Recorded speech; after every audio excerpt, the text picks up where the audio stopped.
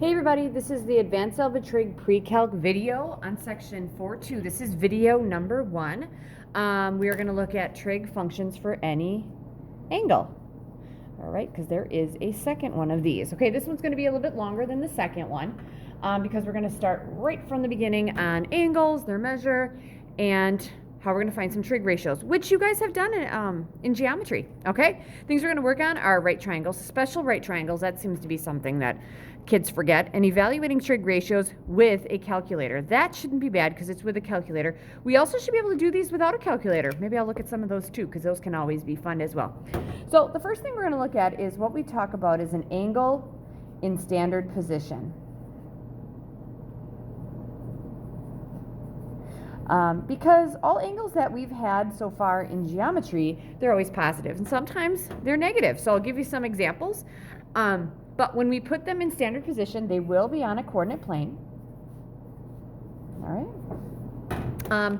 Every angle has an initial side and then a terminal side. So your initial side always is on the positive x-axis. So we have an initial side of an angle, and this is always on the positive x-axis, always. And then we have a terminal side. Now, the terminal side is the other angle. So the terminal side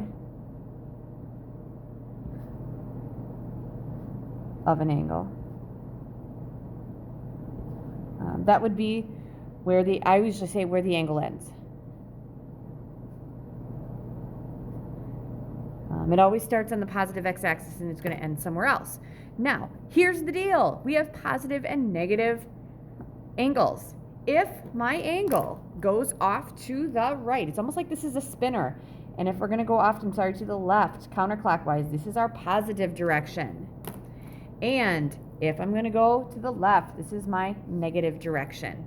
Okay, so we have an initial side and we also have that terminal side. All right, so for instance, I'll go through a couple of these. Let's do 3 of them. The first one, let's go with 270 degrees. Second one, let's go with 120 degrees because I'll stick with degrees because that's what you know. And then negative 100 degrees, that's what I like. All right, so here we go. So we're going to start with our coordinate plane on all of these. And then what I tell kids is that we're going to always have our initial side. So we go like this, right? So all of these should have an initial side of the positive x-axis. Then I'm not going to make you actually measure these. So we need to have a way to know, where does this thing end? Where does the terminal side of the angle go? So each of these boxes is what we call a quadrant, and they're labeled with Roman numerals. This is the first quadrant, that is the second quadrant, this is the third one, sorry, I got ahead of myself, and this is the fourth one. All right, so those are all of them. Okay, so if I'm going to 270 degrees, the first thing I'm doing is thinking, okay, it's almost like I have this spinner, and we're going to go in the positive direction, which would be this way. So we'd be at 90 here, 180, 270 would be right here. So my angle would start here, and my terminal side would go right there. So it's not in a quadrant. But I have to know which direction I went. So what you're going to do is you're going to start here and go. That's how we show that it's 270 degrees rather than, wouldn't this be negative 90 degrees? Yep. All right, next thing, 120. Which quadrant would that be in? Well, it is going in this direction, counterclockwise. This would be 90, 180. Oh, it has to be in the second quadrant, and we're going to do that. All right, so both of these are positive. They're going counterclockwise. Now, negative direction, we're going in the opposite direction. So we're starting here. This would be negative 90, negative 180. So if this is negative 90, couldn't that be negative 100? All right, so that's how we draw angles in standard position, because we will have some negative angles now. Okay, now it's going to seem like I'm doing kind of like a potpourri of stuff because there's just a lot of stuff in this. All right, so there are actually 6 trig ratios for right triangles. So we're going to look at the 6 trig ratios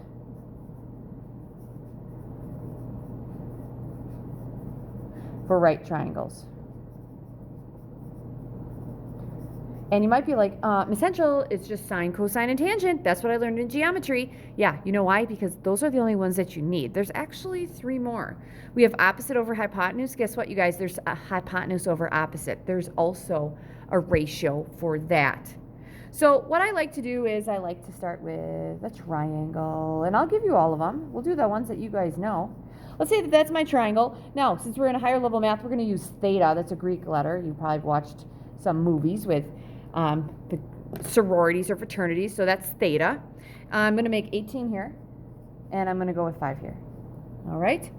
So what I need to do is I need to figure out what this side is, because I have to come up with all of my trig ratios. Now, I'm just going to use theta, because that's going to be my reference angle. If I use this angle down here, that acute angle, it would be something different, but it's not going to be this time. So we're going to start with the ones you know, the sine of theta, the cosine of theta, and the tangent of theta. Those are things that you learned in geometry. So if I'm going to just come and say, okay, what's the sine of any angle x? Okay, so I'll always have kids who are like, sine, isn't that opposite over hypotenuse?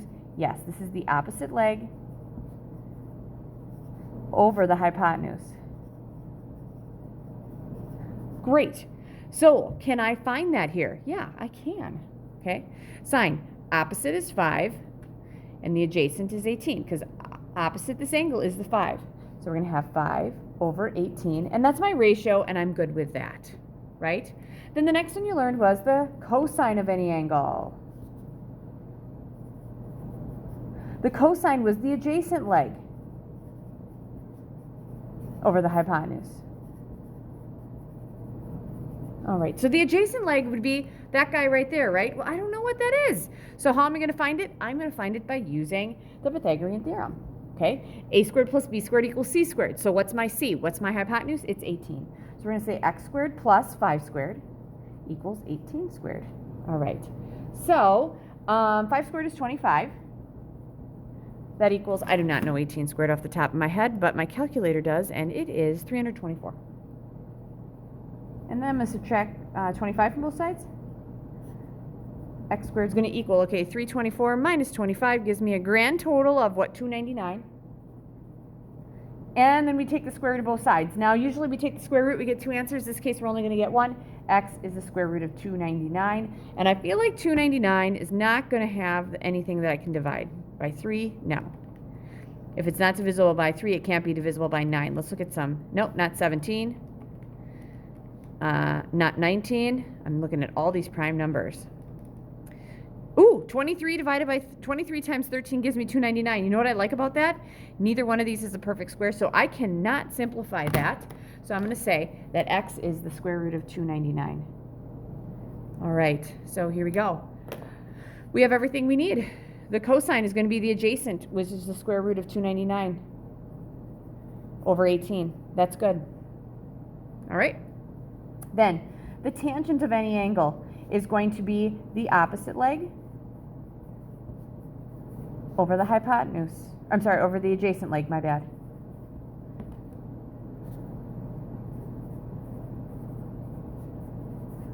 Okay, well, the opposite leg is going to be the 5 over the adjacent leg, which would be the square root of 299. All right, here's the thing, you guys. In math, there's certain things you cannot do. You cannot divide by 0, and guess what? You can't divide by the square root of 299. You can't divide it by any square root. So what we're going to do here, I'm going to kind of take this over here. We're going to rationalize the denominator. I'm not sure if you did this in geometry last year, but here it is. If I take 2 over the square root of 299, and I want to get rid of that square root of 299, I need to multiply by a giant 1 so that the square root is gone. Well, if I multiply the square root of 299 times the square root of 299, all right, wouldn't this be on the top, wouldn't that be 5 times the square root of 299 all over? Well, the square root of 299 times the square root of 299, wouldn't that be the square root of 299 squared? We good with that? All right, what's the square root of 299 squared? Isn't that just 299? So a lot of the times kids will say, oh, 5 over the square root of 299 is 5 square roots of 299, all over 299. All right, so that is what that is. All right, so that's my work down here for rationalizing the denominator, because we do not divide by square roots. We have to rationalize the denominator. All right, the next three. There is a ratio for the hypotenuse over the opposite, and that is what we call the cosecant. I'll spell it out for you. C-O-S-E-C-A-N-T. That is abbreviated CSC of x. The cosecant is the hypotenuse over the opposite leg. So a lot of the times, you guys, all that I do on these is I'm just taking reciprocals, because aren't these just reciprocals of each other? All right, so the cosecant of theta for this guy, I would just flip the sign around, 18 over 5, and that's it. Okay, because it is the hypotenuse over the opposite. I'm feeling good about that. All right, next, if I would take the reciprocal of the cosine, that's what we call the secant, which is abbreviated SEC of x. That's going to be your hypotenuse over the adjacent leg. All right? So essentially, all I'm doing is I'm taking the cosine and I'm going to find the reciprocal. So the secant of theta, I'd flip this around and make this 18 over the square root of 299. Oh, I cannot do that because I have a square root in the denominator. So if I want to rationalize that denominator, wouldn't I take 18 over the square root of 299? We'd have to multiply that by the square root of 299 over the square root of 299, which will give us 18 times the square root of 299 all over the square root of 299 squared. Well, square root of 299 squared is just it's just 299. And there we go. So this is going to be equal to 18 times the square root of 299 all over 299. Which brings me to the last one. The reciprocal of the tangent is what we call the cotangent of x. So that's abbreviated COT. The cotangent of any angle is the reciprocal of the tangent, which would be the measure of the adjacent leg over the opposite leg. All right, so essentially what I'm doing is I'm taking the reciprocal here of the tangent. So I'm going to flip this. Now I wouldn't flip the ending one because that would put the square root in the denominator. So I'm going to take the reciprocal of the original. So this is the square root of 299 over 5, and I'm feeling good about that. All right? So I have all those trig ratios. Okay? So that is my first thing. Okay, like I said, there's a lot of, we have sine, cosine, tangent. Those are my original. And we got the cosecant, secant, cotangent, which are the reciprocals of the original ones. All right, because this is kind of new for you, and I'm just basically running through all of my notes on this, and I'll probably put a couple of extra things in here. We're going to look at all the trig ratios for some special right triangles. So we're going to look at special right triangles.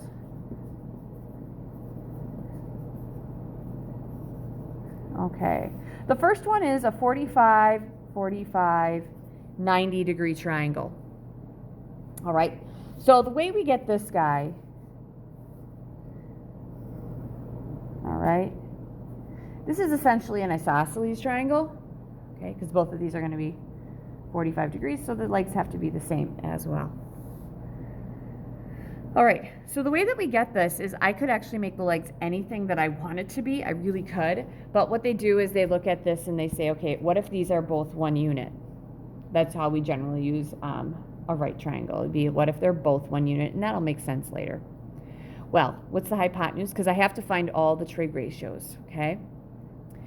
So I need to have all the sides. So to find this, I'm going to call this x. Isn't that my hypotenuse? So 1 squared plus 1 squared equals x squared. 1 squared is 1 plus 1 equals x squared. 2 equals x squared. Take the square root. X equals the square root of 2. So this is going to be the square root of 2. This is a 1 square root of 2. All right? Now, the other thing that I like to do is I like to jazz things up as far as angles go. Okay? 45 degrees is the same thing as how many radians? Because I can ask for the sine, cosine, and tangent of 45 degrees, and my answer is going to be the same as the sine, cosine, and tangent of its radian measure. So the way we found this is if I take 45 degrees, I want to know how many radians that is. That would be 180 degrees is pi radians, right? We did this last time.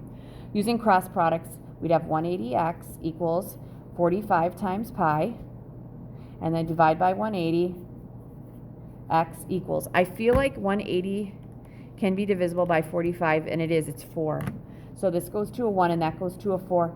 This is pi over 4. So we would say 45 degrees is equal to pi over 4. So I can interchange 45 and pi over 4. It means the same thing.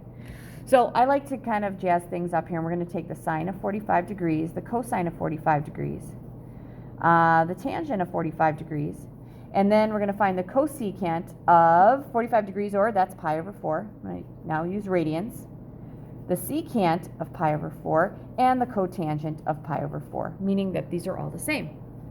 So if I'm going to find all of them, and this would be like doing this without a calculator, because I'll show you in my calculator, I'm going to get this. The sine of 45 degrees. All right, so here we go. Sine of 45 degrees. I can choose either one of those as my reference angle. It should be the same.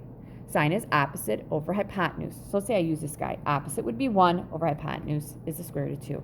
So I have 1 over the square root of 2. Oof. All right, wouldn't 1 over the square root of 2, I'm going to kind of rationalize my denominators here.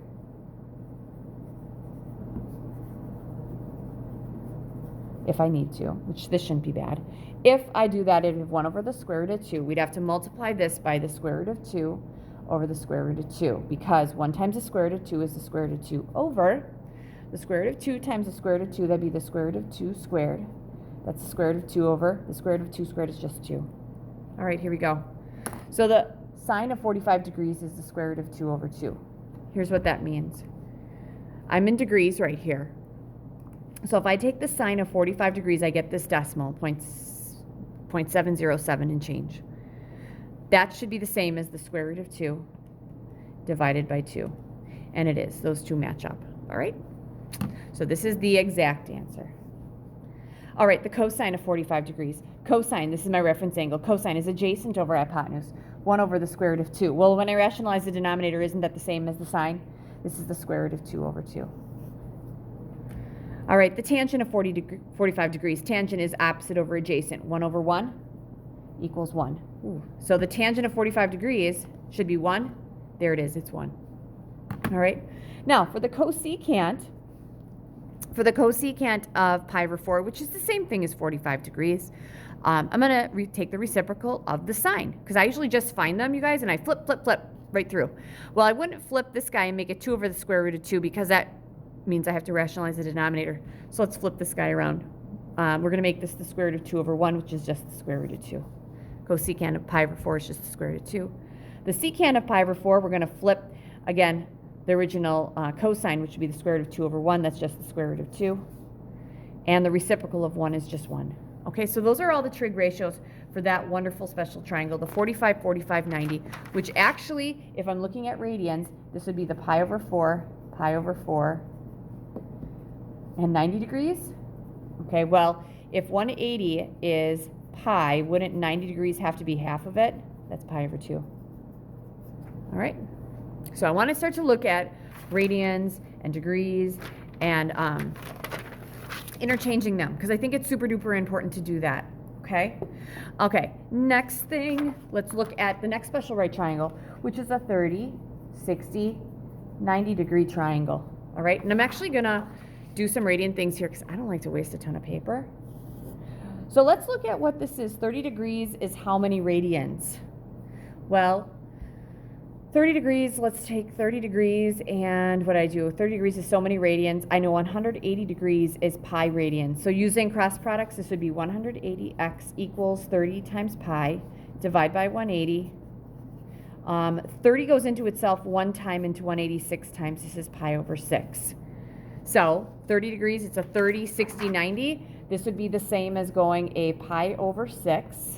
All right, next let's say what is 60 degrees as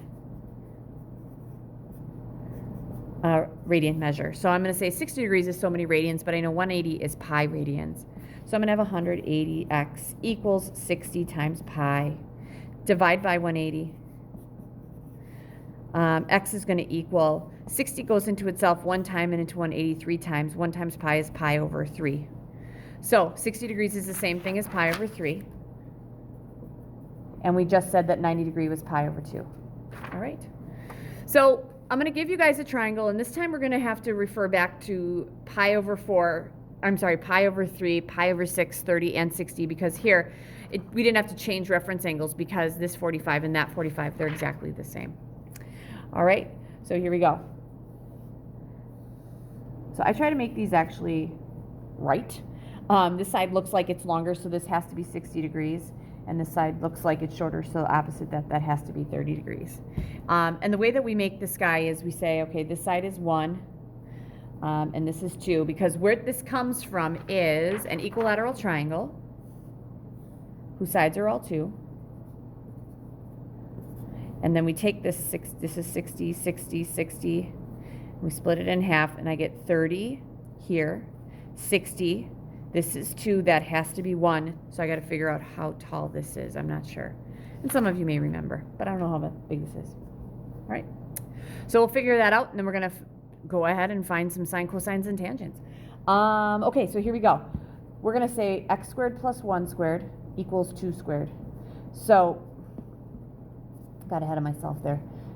X squared plus 1 equals 4. Subtract 1. X squared equals 3. Take the square root. X is going to equal the square root of 3. So this side, you guys, is the square root of 3.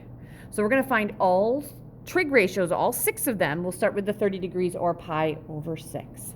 So we'll take the sine of, let's jazz it up and say the sine of pi over 6, the cosine of pi over 6, and the tangent of pi over 6.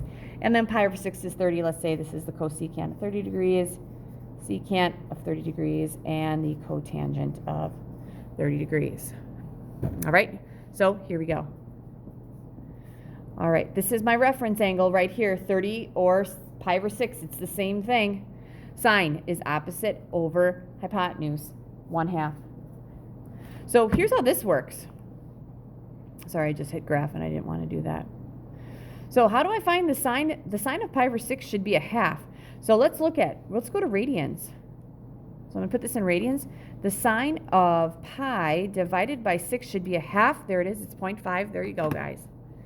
All right. The cosine of pi over 6, that is the cosine of 30 degrees. Adjacent, it's the square root of 3 over the hypotenuse 2. And the tangent's going to be opposite over adjacent. Opposite is 1. Over the adjacent is the square root of 3. So rationalizing this denominator, 1 over the square root of 3, wouldn't that be multiplied by the square root of 3 over the square root of 3? 1 times the square root of 3 is the square root of 3. That's over. Square root of 3 times the square root of 3 is the square root of 3 squared. That's going to be the square root of 3 over 3. All right. Here we go. Next one. Cosecant of 30 degrees. Well, 30 degrees is the same thing as pi over 6. Cosecant and sine are reciprocals of each other. What's the reciprocal of 1/2? That's 2. The secant of 30 degrees and the cosine of pi over 6 and 30 degrees are exactly the same. So if we find the secant of 30 degrees, we're going to flip this. We're going to make this 2. It's going to be 2 over the square root of 3. I need to rationalize that denominator. 2 over the square root of 3 times the square root of 3 over the square root of 3. This is going to be 2 square roots of 3 over the square root of 3 squared. That's 2 square roots of 3 over 3.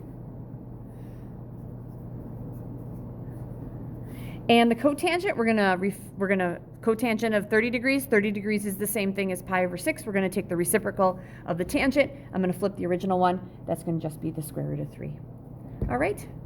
All right, now what I'm going to do, I'll do this in pen, I'll do this in blue. We're going to change up our reference angle, and we're going to find the sine of 60 degrees, the cosine of 60 degrees, and the tangent of 60 degrees. And the cosecant of 60 degrees is pi over 3, so I'm going to switch it up. The secant, sorry, I'm getting sloppy here, of pi over 3, and the cotangent of pi over 3. Again, this is all the same. This is my reference angle because 60 degrees is pi over 3. Okay, sine is going to be opposite over hypotenuse. Opposite is square root of 3 over 2. So if you kind of notice, like the sine of 60 degrees, isn't that the same as the cosine of 30 degrees? Yep. Okay, the cosine of 60 degrees. We're going to take the adjacent, which is 1, over the hypotenuse, which is 2, so that's 1/2. Next, the tangent of 60 degrees. Opposite over adjacent. Opposite is the square root of 3. That's over 1. That's just the square root of 3. Now, for these, all I'm going to do is flip, flip, flip. So if I flip this guy, this is going to be the 2 over the square root of 3. Well, we said that would be 2 square roots of 3 over 3. I did that right up there. For the secant, we're going to flip the cosine. That's just 2. And for the cotangent, I'm going to flip the tangent. So this would be 1 over the square root of 3, which I just did the math up here. That was the square root of 3 over 3. All right? So that's how all of those work.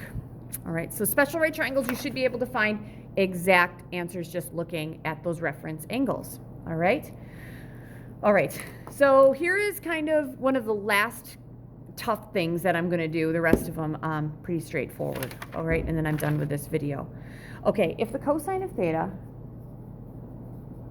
is equal to 5/11,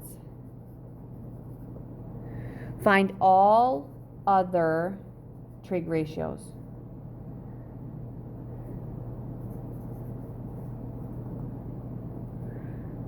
All right. And all other trig ratios. So the cosine of theta is 5/11. Here's where we're going to start with this one. Okay, guys? Let's make a triangle.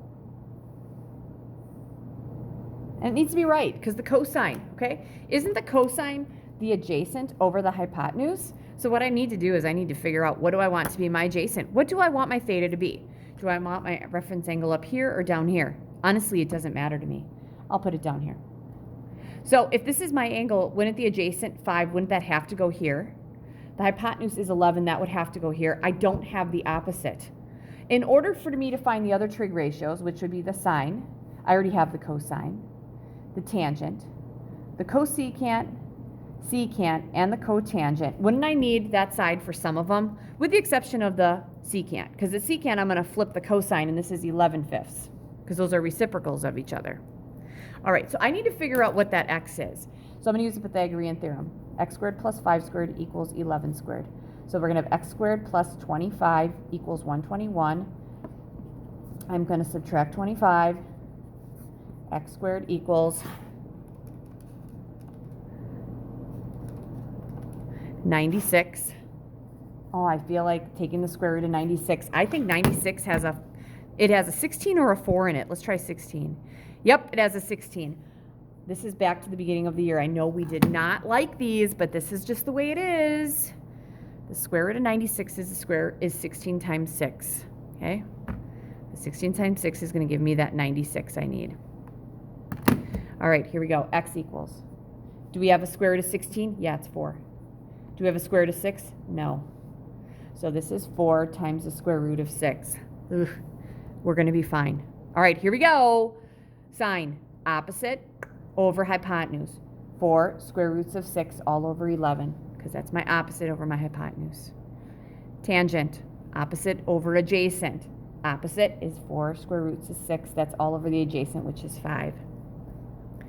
All right, next, to get the cosecant, we're going to take the reciprocal of the sine. That's going to be 11 over 4 times the square root of 6. Okay, guys, so here's the deal.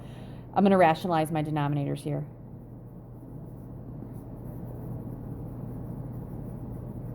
All right, when I rationalize my denominator, I have 11 over 4 square roots of 6. To get rid of that square root of 6, I need to multiply by the square root of 6 over the square root of 6.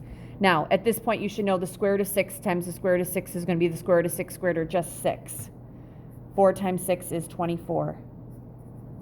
That's 11 times the square root of 6 over 24. That's my answer. The cotangent, I'm going to flip the tangent. 5 over 4 times the square root of 6. Well, we got 5 over 4 square roots of 6. That's a problem. Let's multiply by the square root of 6 over the square root of 6 to rationalize my denominator. The numerator is 5 times the square root of 6. The denominator, square root of 6 times the square root of 6 is the square root of 6 squared, which is 6. 4 times 6 is 24. I cannot simplify 5 and 24. And that's it. All right. The last thing I want to look at is evaluating with a calculator.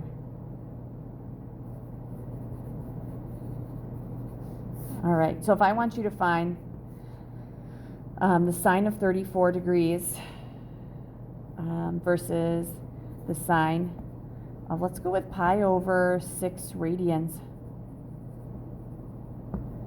All right. And I think this is, and let's say I want the sine of theta equals 0.7. Those are my two. All right, here we go. I'm almost to the end here.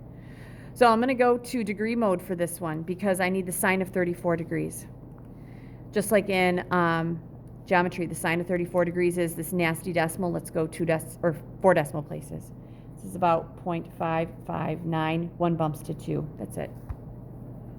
Now, for the sine of pi over 6, we could look back at what we had before. But let's say I want to use my calculator. Pi over 6 is radians, so I'm going to change this to radians. I'm going to take the sine of pi divided by 6, and I'm getting 0.5, or half, all right? Now, for this one, if I want to find the angle whose sine is 0.7, I'm going to take the inverse sine. All right, we'll do that more in the next video.